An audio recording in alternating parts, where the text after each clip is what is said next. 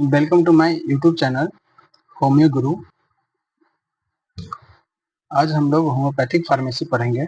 मैं doctor Praveen Kumar. Greek originated word कौन कौन है? तो होम्योपैथी में ग्रीक ओरिजिनेटेड वर्ड है homeopathy, organon, epidemic, dose, miasm, psora, pharmacopoeia, posology, nosode और सरकोड। फिर से एक बार रिपीट करेंगे। Homeopathy, organon, epidemic, dose, miasm, psora, pharmacopoeia, posology, nosode और सरकोड। सोरा जो है वो लैटिन ओरिजिन भी है। इसको याद रखने के लिए एक ट्रिक बनाएंगे। होम्योपैथी,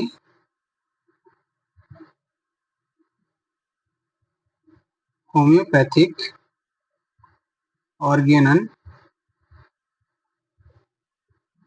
स्टॉप एपिडेमिक डिजीज,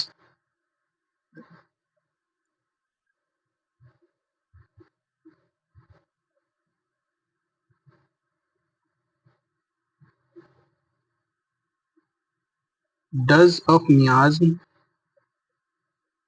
या डज नहीं dose, dose of miasm, psora, need, pharmacopoeia,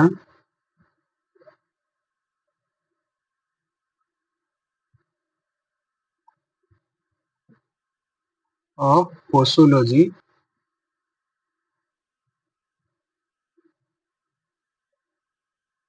with nosode and sarcode. इस सेंटेंस में वो सारे वर्ड आ गए जो ग्रीक इन ओरिजिन है, जैसे homeopathy, organon, epidemic, dose, miasm, psora, pharmacopoeia, posology, nosode और सरकोड। ये सारे वर्ड जो है वो ग्रीक इन ओरिजिन है।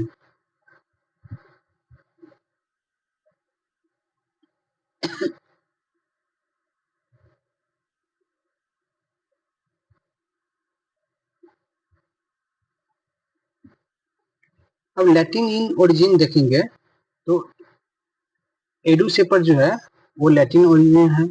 ऑर्गेनम, मेटेरिया पिकेंस, साइकोसिस, similia, placebo, prescription, saccharum lactis, repertoire, repertorium, fragmenta, Rx, symptom. ये सारे वर्ड जो है से लैटिन इन ओरिजिन है।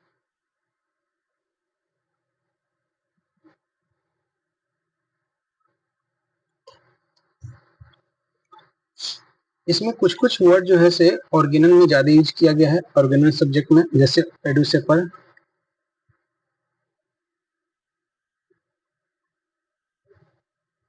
एडुसेपर का मतलब होता है डेयर टू वाइज या डेयर टू नो। ऑर्गेनम जो है से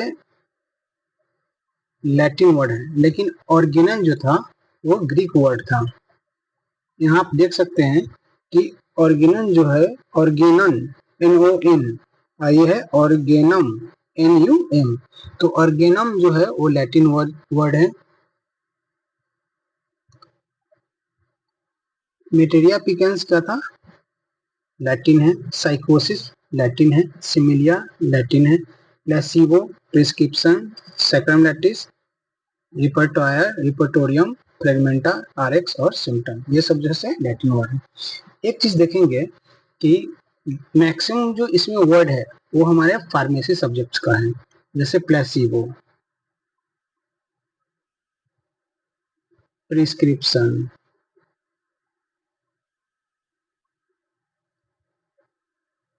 प्रिस्क्रिप्शन हो गया, फ्रेगमेंटा,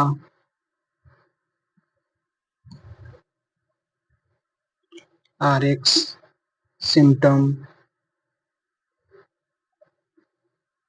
ये सारे जो वर्ड है वो आपको फार्मेसी के सब्जेक्ट में ज्यादा मिलेगा।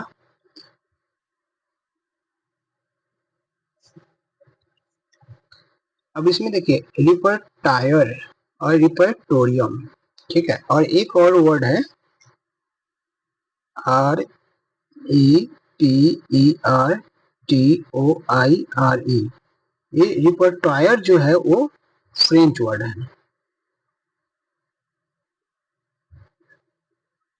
ये सब याद रखना होगा क्योंकि इससे एक में एक क्वेश्चन हमेशा पूछता ही है, लैटिन वर्ड है या ग्रीक वर्ड है। अब इसके साथ साथ कुछ और वर्ड को हम लोग देखेंगे जो जिसका ओरिजिन कहाँ से है। जैसे ड्रग जो है, फिर रिपर्टायर पर TOIR रिपर्टायर, एग्यू और सोराट, ये सारे वर्ड जो है सिर्फ फ्रेंच वर्ड है।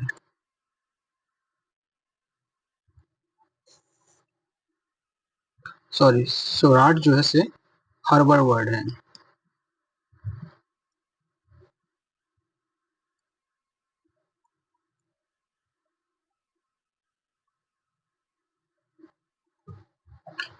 अल्कोहल जो है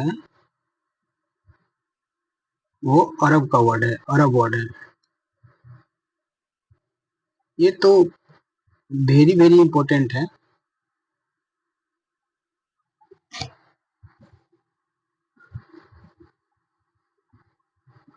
जर्मन वर्ड कौन है देखते हैं।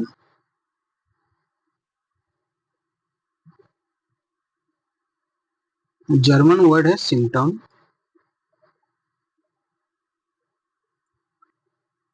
BTPV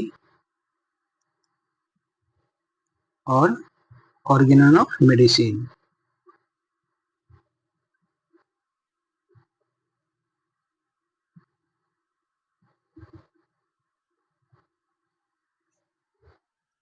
तो फिर से हम लोग देख लेते हैं कि ऑर्गेनन जो वर्ड था वो ऑर्गेनन जो वर्ड था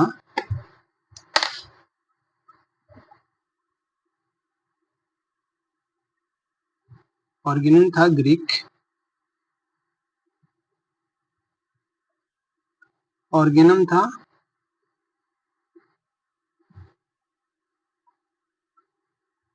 लैटिन और ऑर्गेनन ऑफ मेडिसिन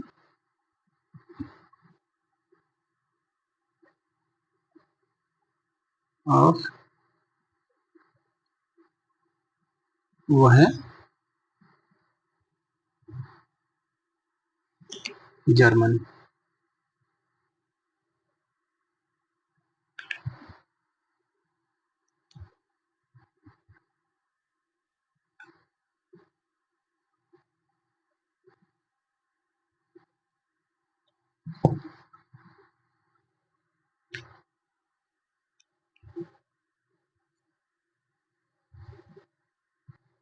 ये सारे जो वर्ड है वो ग्रीक वर्ड है, लेकिन इसमें दोबारा टाइपिंग हो गया है लैटिन वर्ड में, इसलिए इसको हम लोग यहाँ पे काट रहे हैं। अब कुछ वर्ड देखेंगे और उसका क्या मतलब है वो समझने की कोशिश करेंगे। फार्मेकोलॉजी वर्ड जो है, फार्मेकोलॉजी है, इसका मतलब होता है science that deal with different aspect of drug. Pharmacology का मतलब होता है science that deal with different aspect of drug.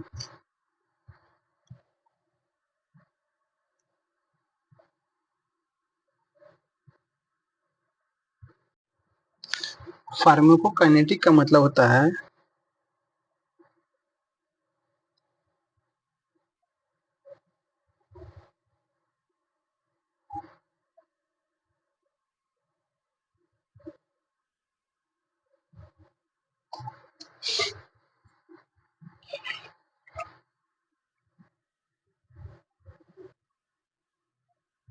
Pharmacokinetic का मतलब होता है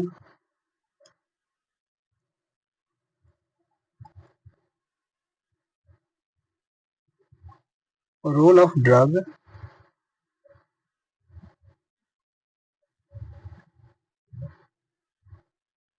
इन the body.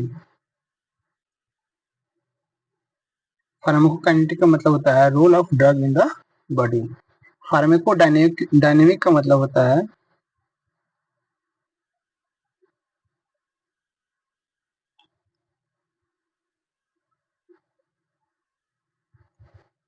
interaction of drug molecule and body।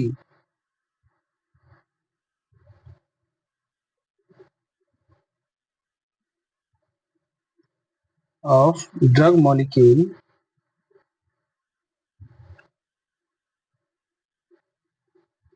and body। फार्माकोजेनेटिक का मतलब होता है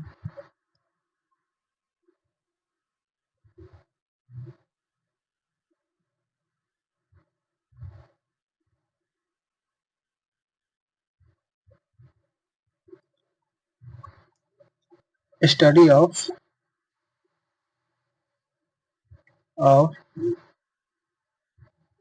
genetically mediated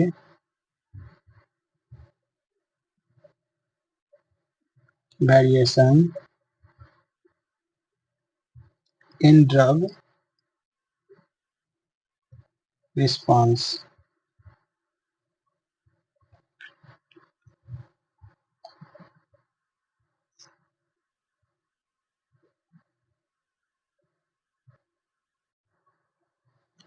फार्माकोग्नोसी का मतलब होता है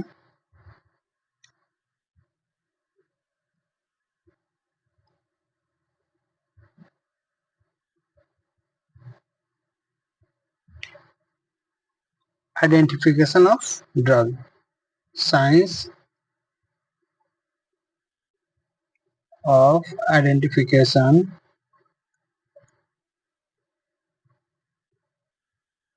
of drug।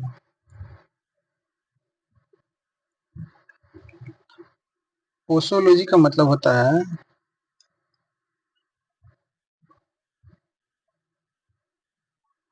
Study of dose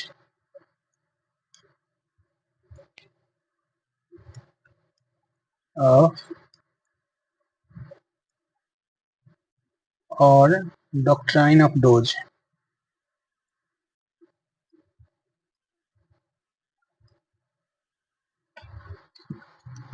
फार्माकोग्राफी का मतलब होता है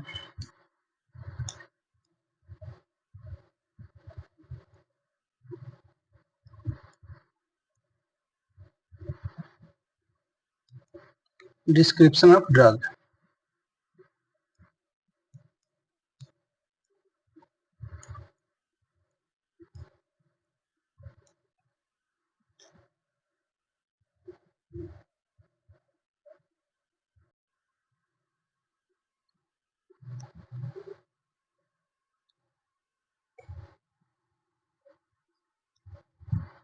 फार्माकोमेनिया का मतलब होता है abnormal tendency of taking drug.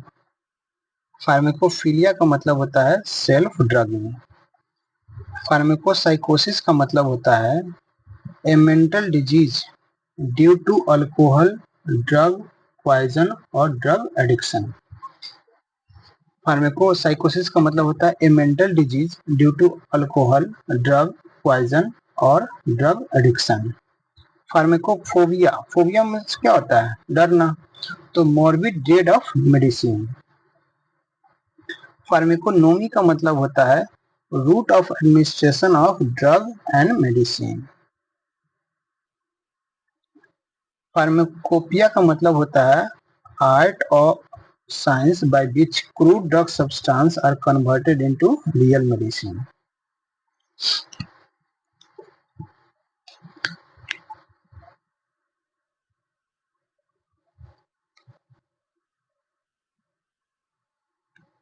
ये है फार्माकोपोलिक्स। पोलिक्स है फार्माकोपोलिक्स। यहाँ पे स्पेलिंग मिस्टेक है, POLLAXY होगा। तो फार्माकोपोलिक्स का मतलब होता है रिपीटिशन ऑफ डोज। तो देखिए इसमें स्पेलिंग इसका मिस्टेक है तो इसको सुधारते हैं। मैकोपोलैक्सी। इसमें डबल एल है, मतलब रिपीट हो रहा है, मतलब रिपीटिशन ऑफ डोज। फार्माकोपोलिस्ट, फार्माकोपोलिस्ट का मतलब होता है डीलर इन ड्रग।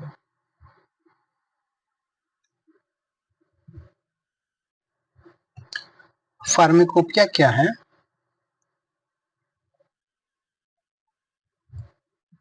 तो फार्माकोपिया क्या है?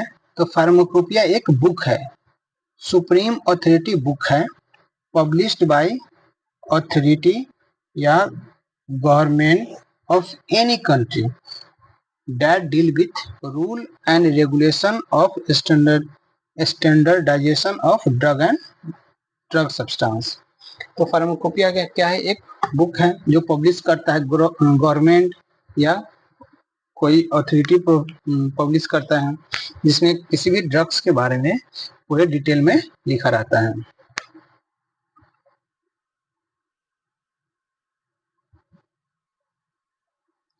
It is a standard book. Pharmacopoeia is a standard book containing list of drug. Drug का लिस्ट होता है या मेडिसिन का, with information about the source, मतलब वो मेडिसिन का सोर्स क्या है, इसका हैबिटेट क्या है,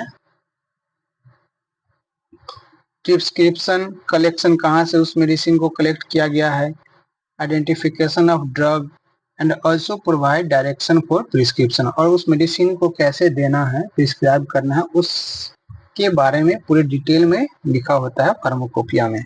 तो फार्माकोपिया क्या है? एक बुक है। फादर ऑफ फार्माकोपिया किसे कहते हैं? वैलेरियस कॉर्डस को। ये याद रखना है कि फादर ऑफ फार्माकोपिया कौन है, तो Valerius cords.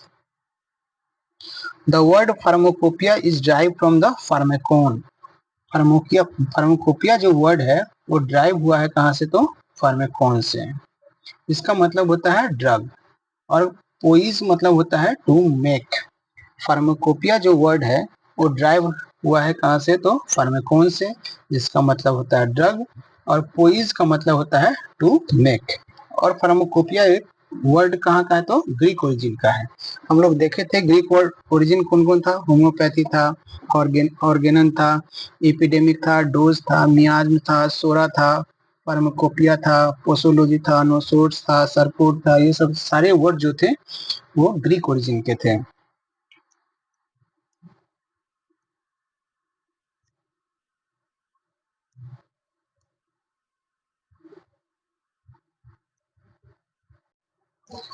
Pharmacopoeia contain 510 drugs. Pharmacopoeia में 510 ड्रग्स के बारे में पूरे डिटेल में बताया हुआ है।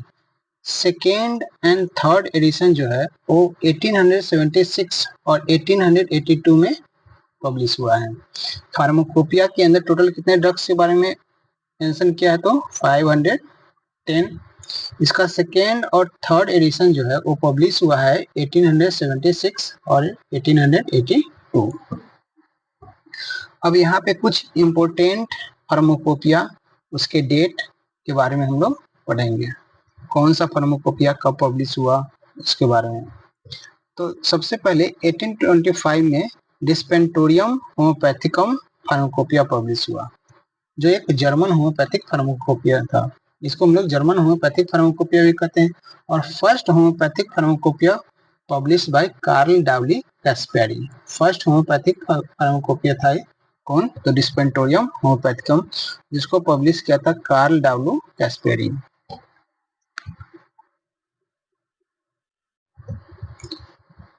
(1870) में ब्रिटिश होम्योपैथिक फार्माकोपिया आया।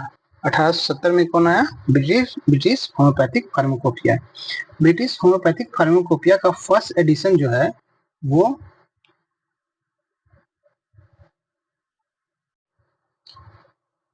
1870 में ब्रिटिश होम्योपैथिक फार्माकोपिया आया, जिसको पब्लिश किया ब्रिटिश होम्योपैथिक सोसाइटी। और ये कब आया? तो 1870 में।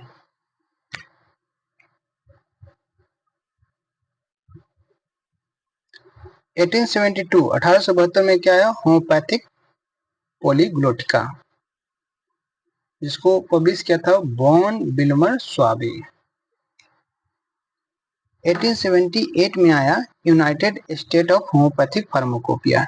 1878 में homeopathic state of United state of homeopathic pharmacopoeia आया। 1893 में आया फार्माक्यूटिकल्स मैनुअल, जिसको पब्लिश किए थे एम भट्टाचार्य एंड को। इसमें टोटल कितने मेडिसिन थे? 744 मेडिसिन। 1897 में आया homeopathic pharmacopoeia of United state. 1897 में क्या आया? तो homeopathic pharmacopoeia of United state, जिसको पब्लिश किए थे ओटिस क्लैप एंड सन। 1971 में आया होम्योपैथिक फार्माकोपिया ऑफ इंडिया या HPI। तो HPI कब आया? 1971। यह एक ऑफिशियल बुक था अंडर शेड्यूल सेकेंड। HPI पूछेगा क्वेश्चन कि होम्योपैथिक फार्माकोपिया ऑफ इंडिया कब पब्लिश हुआ? 1971 में। और ये किस शेड्यूल के अंदर आता है? तो ड्रग के शेड्यूल नंबर सेकेंड में आता है। ड्रग एंड कॉस्मेटिक का जो शेड्यूल नंबर सेकेंड है उसमें पब्लिश हुआ था 1971 में होम्योपैथिक फार्माकोपिया ऑफ इंडिया। इसको प्रिपेयर कौन किए थे? तो prepare by homeopathic pharmacopoeia committee, ठीक है। और इसके होम्योपैथिक फार्माकोपिया कमेटी के जो चेयरमैन थे वो डॉक्टर BK सरकार थे।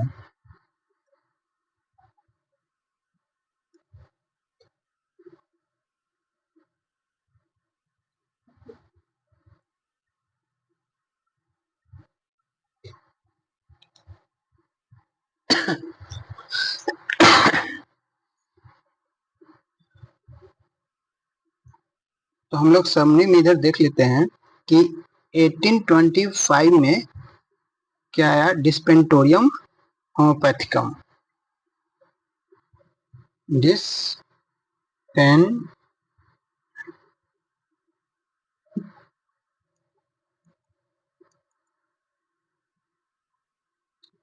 1825 में क्या आया?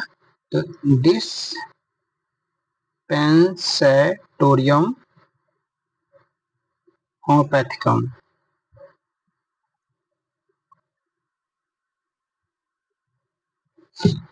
और इसको पब्लिश किए से कार्ल डाउलिन कैस्पेरी।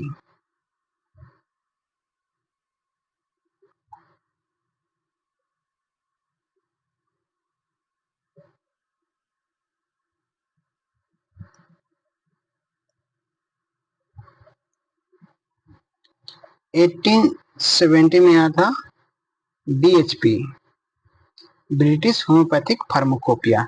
इसको पब्लिश किए थे ब्रिटिश होम्योपैथिक सोसाइटी के द्वारा पब्लिश हुआ था।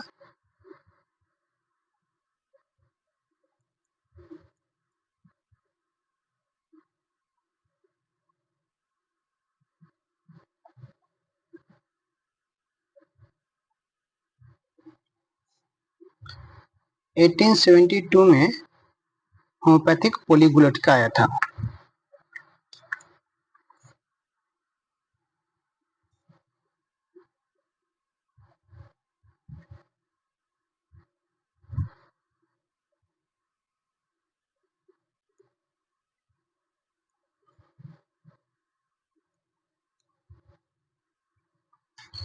इसको पब्लिश किए थे बॉन विल्मर स्वाबे।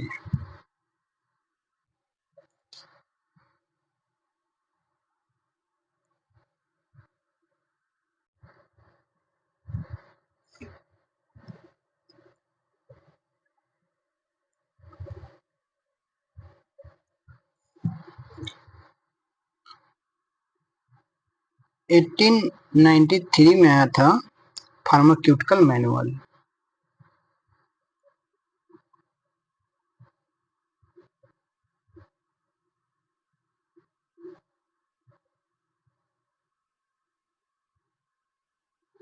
और ये इसको पब्लिश किए थे M भट्टाचार्य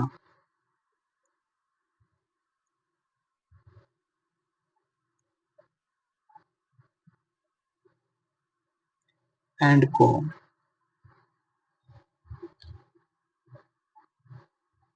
1897 में आया था homeopathic pharmaceutical of United state, HPU और S, homeopathic pharmacopoeia of United state.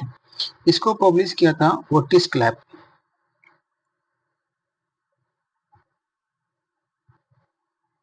And सन।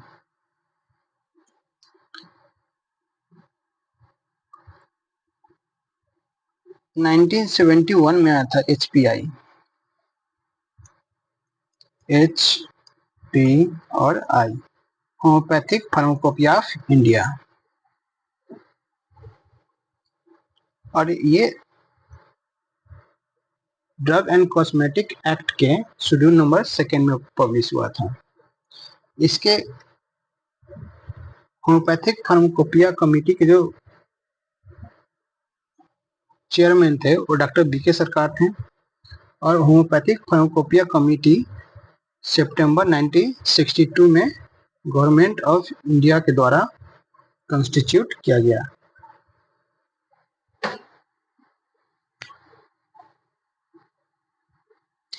दो 2000 ईस्वी में आया है होम्योपैथिक फार्माक्यूटिकल कोडेक्स।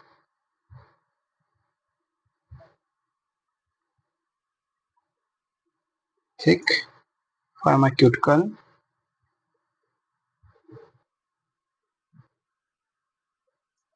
कोडेक्स।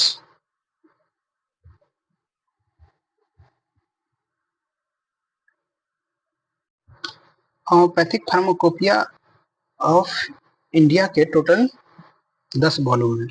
तो फर्स्ट वॉल्यूम जो आया था 1971 में आया था और इसमें टोटल नंबर ऑफ मोनोग्राफ क्या था तो 180।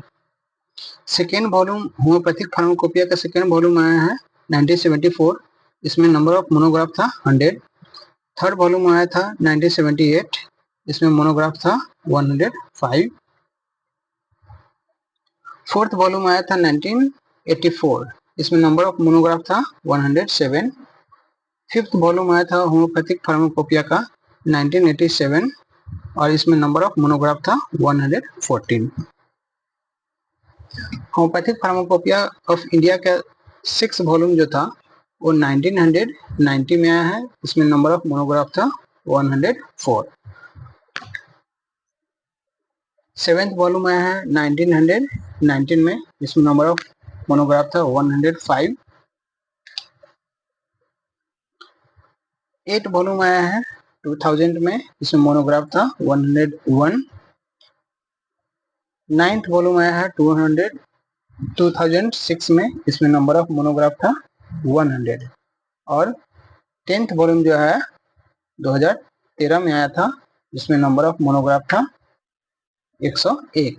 तो इसको याद करने का थोड़ा सा सोचेंगे कि कैसे याद किया जाए, तो हम तो ऐसे याद करते हैं कि 71, 74, 78, 84, 87, 90, 99, 2000, 2006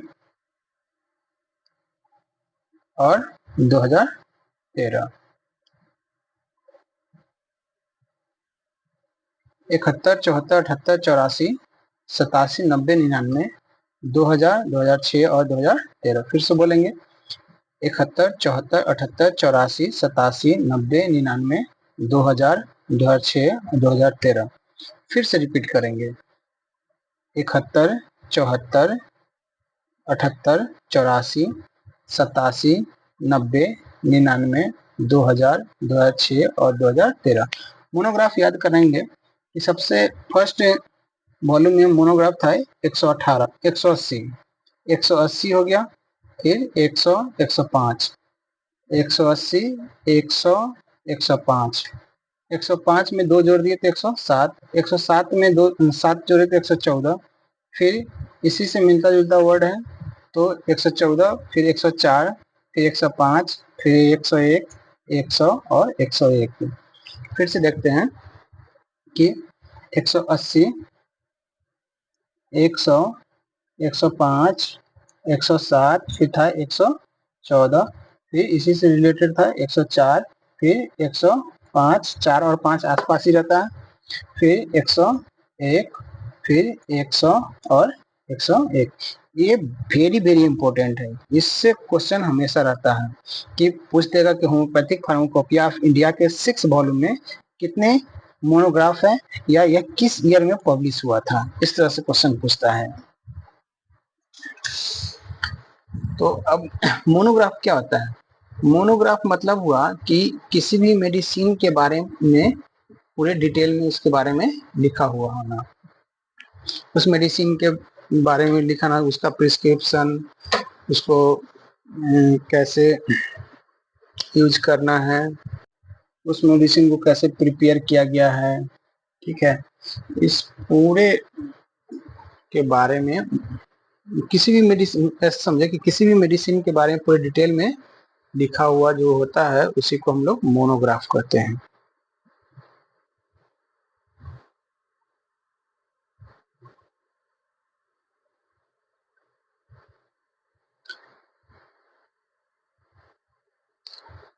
दो 2004 में क्या है, तो होम्योपैथिक फार्माक्यूटिकल प्रोडक्ट्स आया है।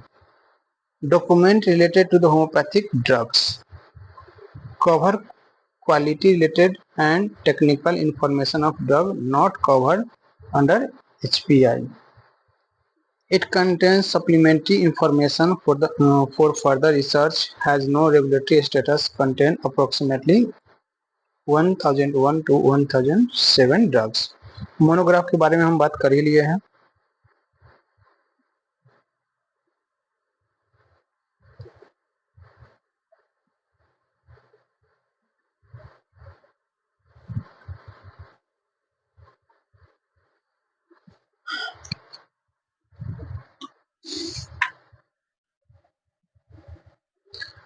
अब हम लोग फार्माक्यूटिकल एपरेटस एंड टेक्निक्स के बारे में पढ़ेंगे।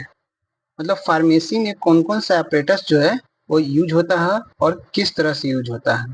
तो सबसे पहले हम लोग बैलेंस देखेंगे। बैलेंस किसको कहते हैं? बैलेंस मतलब होता है, हम लोग समझे कि तराजू, जो गांव में सब्जी उब्जी तौलने के लिए यूज होता है, उसी को हम लोग बैलेंस कहेंगे। तो बैलेंस होता है वो डिफरेंट टाइप का होता है।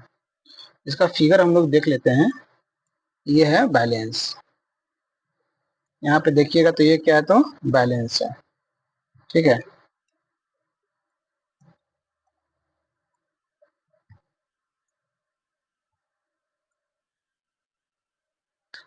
तो बैलेंस डिफरेंट टाइप का होता है। एक होता है फिजिकल बैलेंस। फिजिकल बैलेंस जो होता है वो वेगिंग लार्ज क्वांटिटी, मतलब लार्ज क्वांटिटी में किसी चीज को अगर मेजर करना है तो इसके लिए हम यूज करते हैं physical balance. Without final accuracy, इसमें कोई फाइनल एक्यूरेसी नहीं होता है, एकदम एग्जैक्ट वेट नहीं बताता है। उसके बाद होता है brass pan. Brass pan balance जो होता है वो सर्विंग प्रिस्क्रिप्शन के लिए यूज करते हैं। तो क्वेश्चन पूछेगा कि ब्रास पेन बैलेंस का यूज कहाँ होता है, तो प्रिस्क्रिप्शन में यूज करते हैं हम लोग brass pan balance. Glass pan का हम लोग यूज करते हैं hygroscopic and caustic substance. Hygroscopic और कॉस्टिक सब्सटेंस के लिए किस बैलेंस का यूज करते हैं हम लोग? ग्लास पेन का।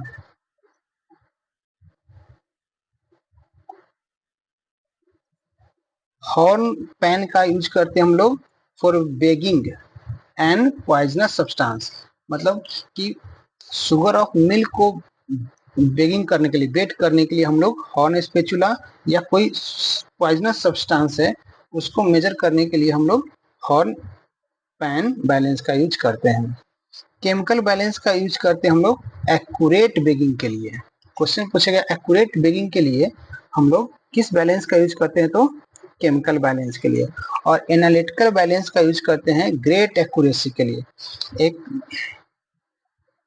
और एनालिटिकल बैलेंस का जो सेंसिटिविटी होता है 0.5 से लेके 0.1 मिलीग्राम तक का होता है।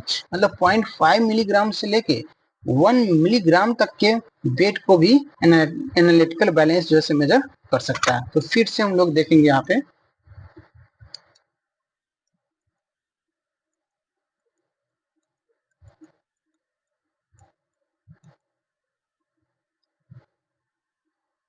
फिजिकल बैलेंस का यूज कहाँ होगा, तो बेगिंग लार्ज क्वांटिटी के लिए। ब्रास पेन के लिए होता है सर्विंग प्रिस्क्रिप्शन। प्रिस्क्रिप्शन के लिए हम लोग ब्रास पेन का यूज करेंगे। हाइग्रोस्कोपिक और कॉस्टिक सब्सटेंस के लिए हम लोग ग्लास पेन का यूज करेंगे। पॉइजनस सब्सटेंस के लिए हम लोग हॉर्न पेन का यूज करेंगे, और एक्यूरेट बेगिंग के लिए हम लोग यूज करेंगे केमिकल बैलेंस, और ग्रेट एक्यूरेसी के लिए यूज करेंगे हम analytical balance.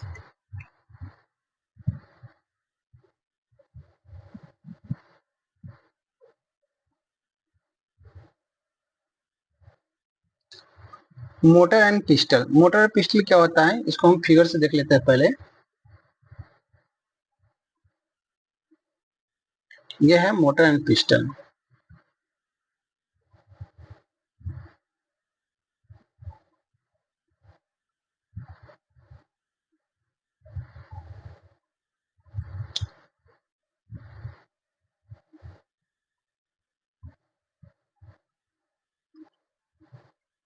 Motor and pistol जो होता है जनरली बना होता है पोर्सिलीन का। आयरन मोटर पिस्टल का यूज होता है पल्वराइजिंग हार्ड सब्सटेंस। जो हार्ड सब्सटेंस होता है उसको पल्वराइज करने के लिए, मतलब पाउडर फॉर्म में कन्वर्ट करने के लिए हम लोग आयरन मोटर पिस्टल का यूज करते हैं। जैसे सीड ऑफ नॉक्स बोम का, सीड ऑफ नॉक्स बोम का जो होता है, नॉक्स बोम का जो सीड होता है बहुत हार्ड होता है, तो इसको ब्रेक करने के लिए, पल्वराइज करने के लिए हम लोग आयरन मोटर पिस्टल का यूज करेंगे। सवज सेलुलेटर के सीड को भी हम लोग आयरन मोटर पिस्टल से ही ब्रेक करेंगे। ग्लास मोटर पिस्टल, इसका यूज करते हैं हम लोग मर्क्यूरियल प्रिपरेशन में। मर्क्यूरियल प्रिपरेशन में हम लोग ग्लास मोटर पिस्टल का यूज करेंगे, और यूज करने के बाद हम लोग इसको नाइट्रिक एसिड से वॉश करेंगे और डिस्टिल वाटर से। नाइट्रिक एसिड का फॉर्मूला यहाँ पे है HNO3। Inside mortar pestle should be ground and glazed, मतलब मोटर पिस्टल के अंदर क्या होना चाहिए, तो मोटर पिस्टल कैसा होना चाहिए, अनग्लास्ड होना चाहिए। After washing Hahnemann advise putting motor pistol and spatula in boiling water. Hahnemann कहते हैं कि मोटर पिस्टल को वॉश करने के बाद उसको बॉइलिंग वाटर में डालेंगे। कितने देर के लिए, हाफ एन आवर के लिए।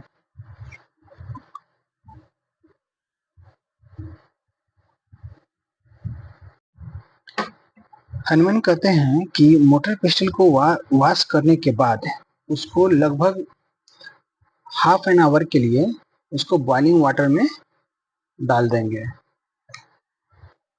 Before use of glass porcelain mortar bottom to be ड्यूड by rubbing with fine moist sand.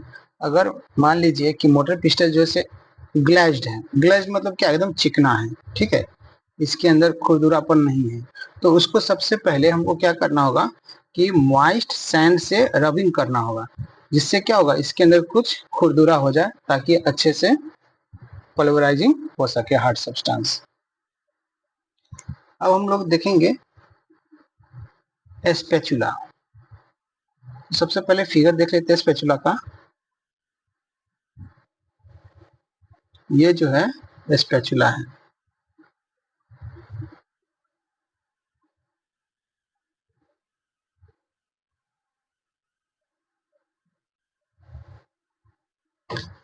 Spatula जो होता है वो बना होता है या तो हॉर्न का, बोन, इवोरी, इवोरी कहते हैं हाथी के दांत को, पोर्सिलीन का, स्टेनलेस स्टील का, या ग्लास का।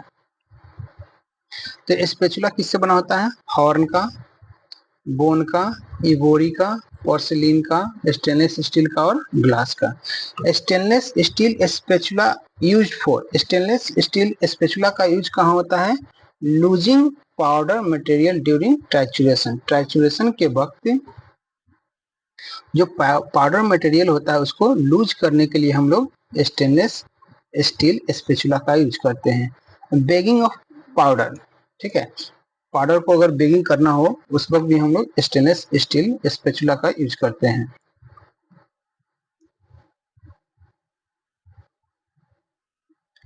और preparation of ointment, preparation of ointment में भी हम लोग स्पैचुला का यूज करते हैं। solid hard rubber or horn spatula is used for corrosive substance. corrosive substance के लिए solid hard rubber या horn spatula का यूज होता है।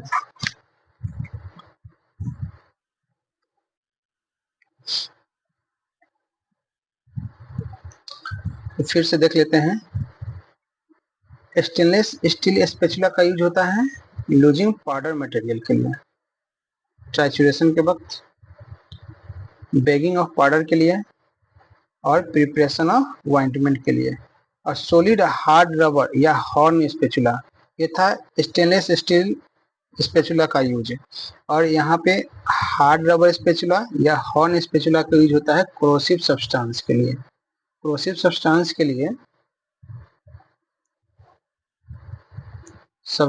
लिए सॉलिड हार्ड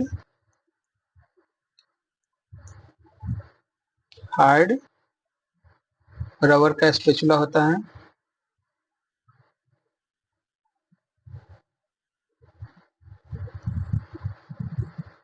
या हॉर्न स्पैचुला होता है।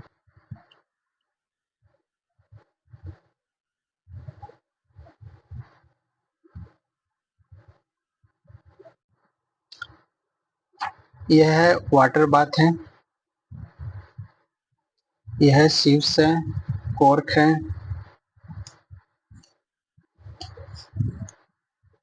डेसिकेटर है, परकुलेटर है, हॉट एयर ओवन है।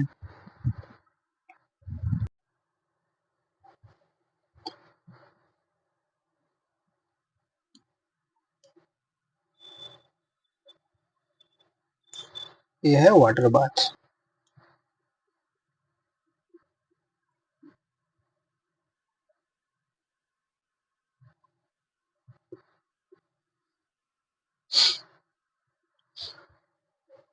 वाटर बाथ जो बना होता है वो स्टेनलेस स्टील का होता है, पहले एक कॉपर का बनता था। इसका टेम्परेचर होता है always remain at boiling point. Water bath का जो टेम्परेचर होता है वो हमेशा बॉइलिंग पॉइंट के बराबर होता है। और बॉइलिंग पॉइंट ऑफ वाटर कितना होता है 100 डिग्री सेल्सियस।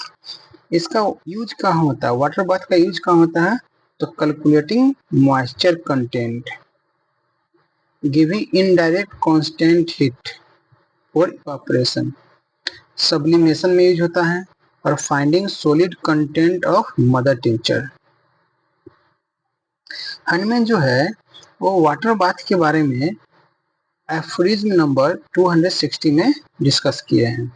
तो हनीमैन जो है वाटर बाथ के बारे में एफोरिज्म 260 के फुटनोट में यूज किए हैं। फिर से वाटर बाथ को देख लेते हैं हम लोग। ये बना होता है स्टेनलेस स्टील का। इसका काम होता है टेम्परेचर को हमेशा मेंटेन करना बॉइलिंग पॉइंट का, बॉइलिंग पॉइंट ऑफ वाटर तक। इसका यूज कहाँ होता है, मॉइस्चर ऑफ कंटेंट को कैलकुलेट करने के लिए, गिविंग इनडायरेक्ट कांस्टेंट हीट के लिए, सब्लिमेशन में यूज करते हैं, और find solid content of mother tincture. सिप्स क्या होता है देखते हैं हम लोग।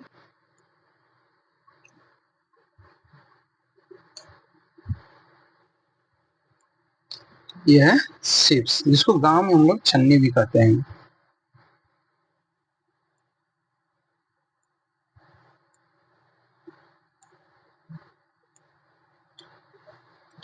सिप्स जो होता है वो स्टेनलेस स्टील का बना होता है। स्टेनलेस स्टील वायर का होता है या हेयर सिप्स होता है, ठीक है।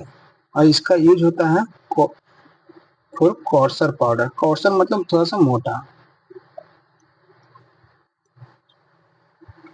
सिल्क सिप्स का यूज होता है फॉर फाइनर पाउडर के लिए, और हॉर्स हेयर सिप्स का होता है एसिडिक सब्सटेंस के लिए। तो यहाँ पे हम लोग थोड़ा सा देख लेते हैं, कंपेयर कर लेते हैं। स्टेनलेस स्टील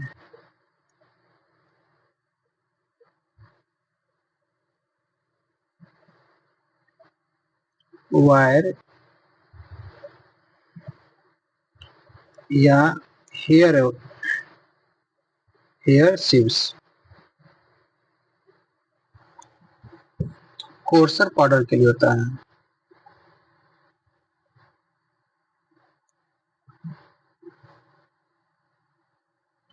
और सिल्क सिप्स का यूज होता है फाइनर पाउडर के लिए।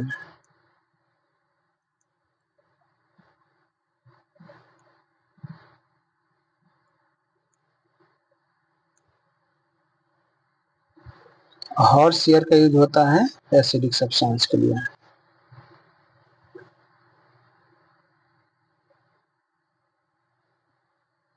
कॉर्क को हमेशा न्यू कॉर्क यूज करना है। कॉर्क को देखेंगे हम लोग, ये है कॉर्क, ये है कॉर्क।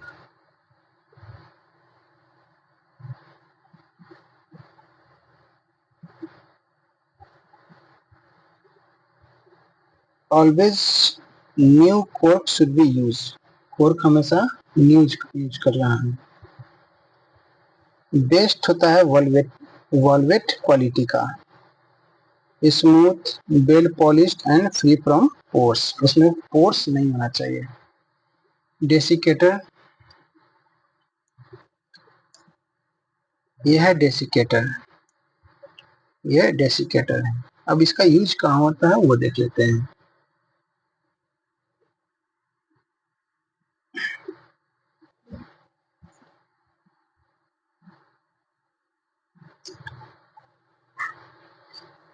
डेसिकेटर रिमूविंग मॉइस्चर या dehydrating substance eight moderate temperature. Desiccator का यूज होता है मॉइस्चर को रिमूव करने के लिए, कीपिंग हाइग्रोस्कोपिक सब्सटेंस, और जितना भी हाइग्रोस्कोपिक सब्सटेंस होता है उसको उसमें रखने के लिए यूज करते हैं हम लोग डेसिकेटर को।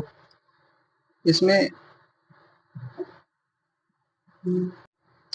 जैसे कि कंसंट्रेटेड सल्फ्यूरिक एसिड हो गया,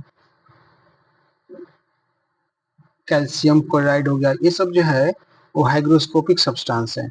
तो डेसिकेटर में हम लोग हाइग्रोस्कोपिक सब्सटेंस को रखते हैं और इसका यूज करते हैं हम लोग मॉइस्चर को रिमूव करने के लिए या किसी भी सब्सटेंस को डिहाइड्रेट करने के लिए। परकुलेटर, परकुलेटर इंस्ट्रूमेंट डिवाइस फॉर परकुलेशन। इसका यूज कहाँ होता है? परकुलेटर का यूज होता है परकुलेशन के लिए, और परकुलेशन में लगभग 24 घंटा लगता है।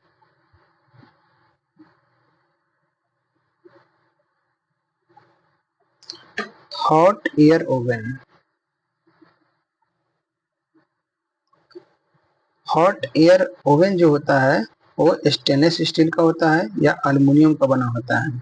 टेम्परेचर रेंज इसका होता है 50 डिग्री सेल्सियस से 250 डिग्री सेल्सियस। इसका यूज होता है drawing substance eight desired temperature. Hot air oven का यूज होता है किसी भी सब्सटेंस को ड्राई करने के लिए डिजायर्ड टेम्परेचर पे। जितना टेम्परेचर पे हम चाहते हैं कि ये ड्राई हो उतना ही टेम्परेचर को सेट कर देंगे तो फिर वो ड्राई हो जाएगा।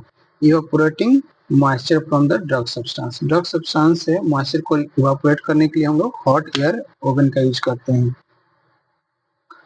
Instrument for measuring volume, measuring cylinder, measuring cylinder जो होता है वो लेस एक्यूरेसी से मेजर करता है।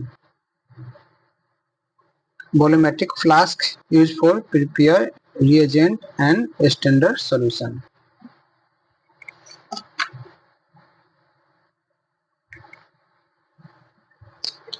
Volumetric pipette, high degree of accuracy. Measuring cylinder का एक्यूरेसी क्या है? बहुत ही कम है। वॉल्यूमेट्रिक पिपेट का एक्यूरेसी बहुत ही ज्यादा है। Graduated conical testing glass, list accuracy होता है। और beaker use for store liquid substance. तो देख लेते हैं हम लोग यहाँ पे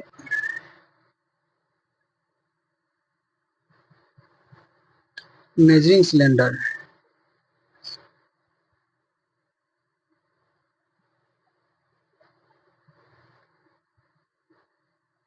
measuring cylinder less accuracy.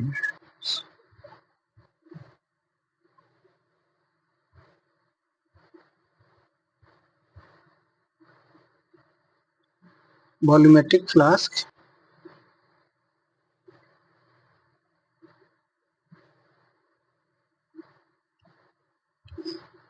Prepare reagent and standard solution के लिए।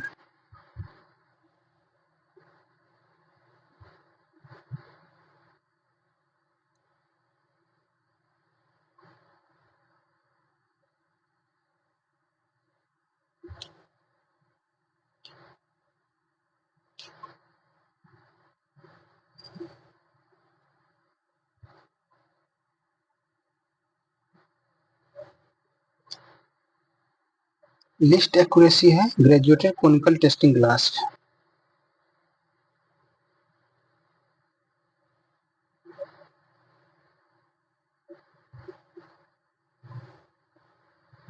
लिस्ट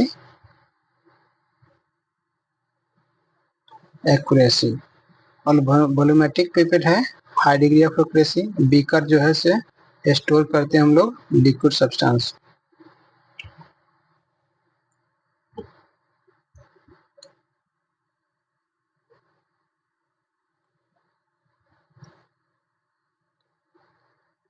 थर्मामीटर, क्लिनिकल थर्मामीटर से हम लोग यूज करते हैं, बॉडी टेम्परेचर को मेजर करते हैं। लेबोरेटरी थर्मामीटर से यूज करते हैं, एनालिटिकल पर्पस के लिए यूज करते हैं। गैस थर्मामीटर को यूज करते हैं हम लोग, मोस्ट एक्यूरेट थर्मामीटर होता है। तो गैस थर्मामीटर जो होता है मोस्ट एक्यूरेट थर्मामीटर। हम लोग जो जनरली यूज करते हैं वो मरकरी थर्मामीटर होता है। और थर्मामीटर टेम्परेचर को हम लोग मेजर करते हैं सेल्सियस में, फ़ारेनहाइट में, केल्विन में और न्यूमर में। तो ये सब जो है थर्मामीटर का टाइप है। जैसे क्लिनिकल थर्मामीटर जो डॉक्टर यूज करता है बॉडी के टेम्परेचर को मेजर करने के लिए। लेबोरेटरी थर्मामीटर का यूज होता है एनालिटिकल पर्पस, मतलब लैब में यूज होता है। गैस थर्मामीटर जो होता है मोस्ट एक्यूरेट होता है, एकदम सही थर्मामीटर जो होता है गैस थर्मामीटर। और जनरली जो हम लोग यूज करते हैं वो मरकरी थर्मामीटर होता है। और टेम्परेचर को मेजर करने के लिए यूनिट होता है डिग्री सेल्सियस, फ़ारेनहाइट, केल्विन और न्यूमर।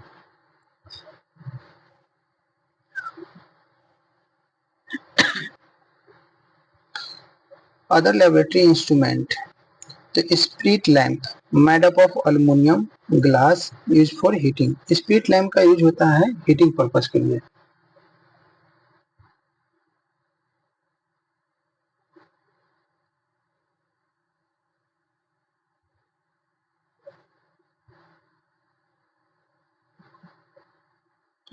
बंसन बर्नर का यूज होता है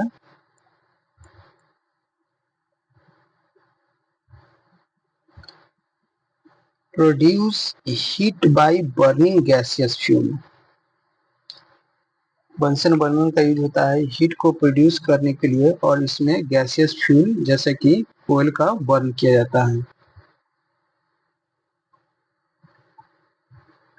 मेकर बर्नर, मेकर बर्नर जो होता है यूज करता है high proportion of air. Maker burner जो है, मेकर बर्नर जो होता है वो हाई प्रोपोर्शन ऑफ एयर का यूज करता है विथ गैस। इसमें 6 वॉल्यूम ऑफ एयर और 1 वॉल्यूम ऑफ कोल गैस होता है। मेकर बर्नर का टेम्परेचर होता है 1100 डिग्री सेल्सियस से 1200 डिग्री सेल्सियस तक। Ring burner, when large vessels are to be heated rapidly and uniformly। अगर बड़े बर्तन को हीट करना हो लगातार और एक समान, तो इसके लिए हमको रिंग बर्नर का यूज करना होगा। Fish tail burner for bending glass tube, glass tube को बेंड करने के लिए हम लोग फिश टेल बर्नर का यूज करते हैं। By thin but widened flame,